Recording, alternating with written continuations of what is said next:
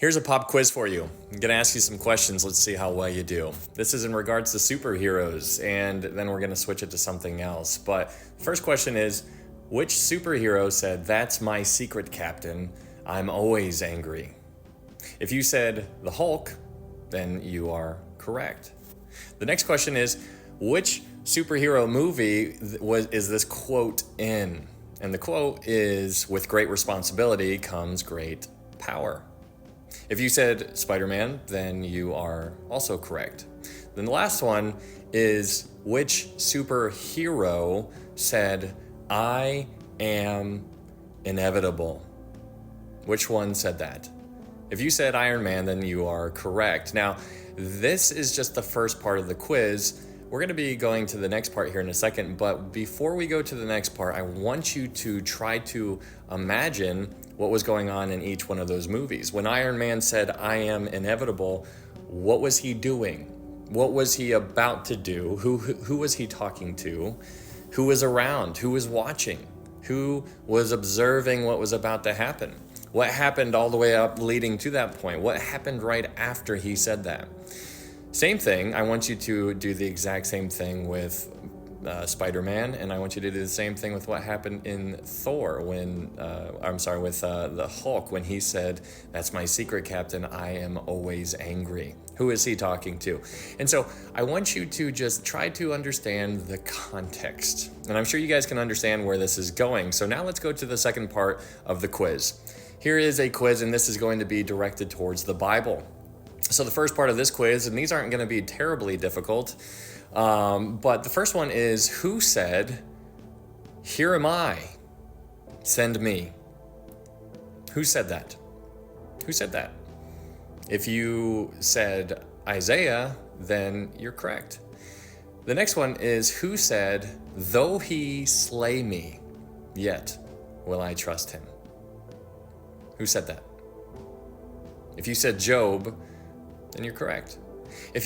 For the next one, the last one is going to be, who said, "For God so loved the world that he gave his only begotten Son, that whosoever believes in him shall not perish but have everlasting life"? Who said that? If you said Jesus, then you are correct. Now, just like what we did with the first part of the quiz in regards to the superheroes, we're going to do the second part of the quiz. Who was Isaiah talking to? What chapter was that said in? Who was around when Isaiah said, "Here am I, send me"? Same thing with Job. Who was around? What was leading up to the point when Job said, "Though he slay me, yet will I trust him"? Where in Job was it found? Who was around? Who was he talking to? What happened before and what happened right after he said that? The same thing is going to be applicable to the very last one. When Jesus said, "For God so loved the world," who was he talking to? Who was around? What was the scenario like? Was it daytime? What happened before that? What happened after that? Was it a tense situation or was it a very kind situation? My point is to get you to understand is that many people in the world are now trained and programmed to be looking for a superhero and to pay attention to, computer graphic, CGI type stuff. And people are all about it. And I love it too, don't get me wrong. But when you start comparing that and the knowledge that, most people have about those types of things, and then you start comparing it to the Bible and the biblical principles and who said this and where's this found and all this kind of stuff, you see the knowledge just drops off. And it's not all about knowledge. I don't want you to get the idea, because we understand that knowledge puffs up, but love edifies. But my point is that when you start to, if you didn't do too well on this quiz, it's not a diss on you in any kind of way. It's hope. Like, I'm just trying to encourage people. I want to stir you up, and we need to stir one another up even more so as we see the day approaching. And I personally believe that we see the day approaching.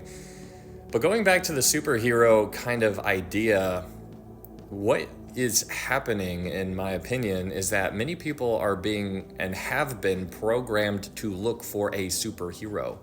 And they don't want a superhero that is the superhero of all heroes, which is Jesus. Because if you imagine seeing a picture of Thor or the Hulk right here, you would see muscles and like power and all kinds of stuff breaking, buildings and skyscrapers and destroying aliens and all this kind of stuff.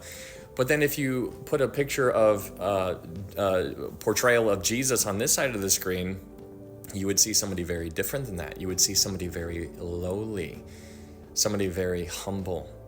And so the world doesn't want a lowly, humble superhero. That's why he was rejected, or one of the reasons why he was rejected to begin with. And so when you look at this side of the screen and you see Thor or the Hulk, the world loves that. Destruction and chaos, and he's funny and all this kind of stuff, whatever Hollywood wants to make him be. And I just want you to see that the world is getting programmed to accept somebody who is going to be a fulfillment in sorts of those superheroes. The world wants a superhero. The world is clamoring for somebody to rise up and be the hero. And so they're going to get somebody sometime in the future, and that person's going to be the Antichrist. And so I want you to try to answer this question for me. What would the Antichrist, what are some of the things that he would do? What are some of the things that he would do in order to gain the trust of the world? Because we know he's going to be given the power of Satan, and we know that Satan deceives. That's his superpower, right? That's one of his powers, is deception. So what is this Antichrist going to be doing to the world in order to gain their trust? And one of those things, in my opinion, and probably in yours, is he's going to do some amazing things, like be a peacemaker. He's going to make peace in the earth. There's going to be peace, or at least they are going to say peace and safety. There's a big difference between there actually being peace and them just saying peace. But he's also going to be a Mr. Fix-It type kind of guy. He's going to be coming in, making decisions that are going to jive with a lot of people's thoughts and opinions. And so this person is going to make logical decisions, and they're going to think he's awesome. This person also is probably going to give wealth back to the people. I think that's really interesting considering what's going on today, like with how the IRS is now being investigated. And so there's this glimmer of hope in a lot of people's minds right now, be like, oh, we're going to get all of our money back and we're all going to get rich on some kind of level. And so the world wants to be rich. The world wants to be wealthy. And so if the world is rich and wealthy, then they have no need of God, because most people only have a conversation with God when they need something. And if life is rainbows and butterflies aside from that, then they completely forget that he's even there. And so this goes hand in hand with the idea of the Laodicean age, because the Laodicean age is a time frame where the church has lost its usefulness. The church is going to be the church is going to not be churching. They're not going to be salt. They're not going to be light. The whole point of church is to slow the decay. That's what salt does. And so, in my opinion, in the world today, the major body of the Christians that are left on the earth right now is being kind of losing their flavor. They're not slowing the decay. And it's not because they're like doing terrible things for the most part. It's just because they don't really know. And so when you think about here's a question that I often ask people, I say, when was the last time you told somebody about Jesus and how they can know for sure that they can get to heaven? And then I always spin that question back around to flip it around from a different perspective. And then I say, well, when was the last somebody asked you if you knew for sure you were going to heaven? And it's a staggering answer both ways. Both ways, no matter what the answer is, it's never normally that good. And it's kind of heartbreaking, because that's what we should be doing. You and I are here not for my glory, not for your glory, we are here for his glory.